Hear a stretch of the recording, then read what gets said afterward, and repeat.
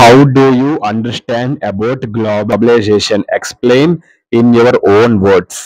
ఈ ఆన్సర్ అమ్మా, ఈ ఆన్సర్ ఇప్పుడు నేను ఈ క్వశ్చన్ చెప్పాను కదమ్మా, ఇప్పుడు ఈ క్వశ్చన్ చెప్పాను కదా, ఈ క్వశ్చన్ లో మోస్ట్ ఇంపార్టెంట్ వర్డ్స్ అని తెలుగు మీనింగ్స్ ఇప్పుడు మీకు నేను చెప్తాను. ఆ తెలుగు మీనింగ్స్ మీకు వస్తే ఆ ఆన్సర్ మీకు ఈజీగా అర్థమైపోద్ది. ఆల్ ఇన్ వన్ లో ఆన్సర్ తాలూకా వొకాబులరీ నేను చెప్తాను తెలుగు మీనింగ్స్. కానీ ఏ మెటీరియల్ మీరు చదువుకున్నా మాక్సిమం ఈ వర్డ్స్ ఉంటాయి. సో ఈ వర్డ్స్ మీకు తెలిస్తే తెలుగు మీనింగ్ ఇంకా ఈజీగా ఆ ఆన్సర్ అర్థమైపోద్దు, క్లారిటీ అనేది మీకు వస్తుంది. టీచర్స్ కి అందరికి ఇది బాగా మీకు యూస్ అవుతుంది. ఓకేనమ్మా, థ్యాంక్ యూ.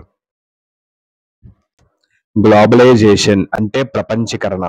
ఇంటిగ్రేషన్ అంటే వాణిజ్యం మరియు సాంకేతిక, అంటే వాణిజ్యం అంటే బిజినెస్, ట్రేడ్.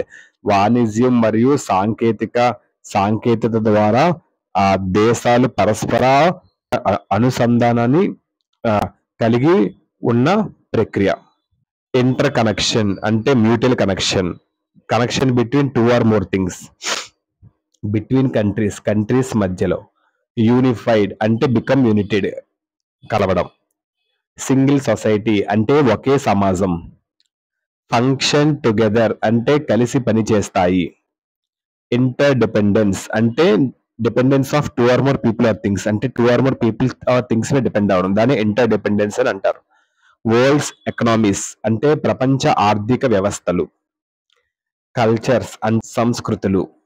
పాపులేషన్స్ అంటే జనాభా.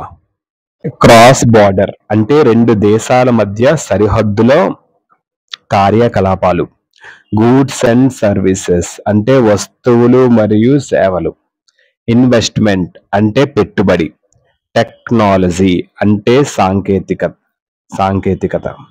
పీపుల్ అండ్ ఇన్ఫర్మేషన్ అంటే వ్యక్తులు మరియు సమాచారం. ఓకేనమ్మా, నెక్స్ట్.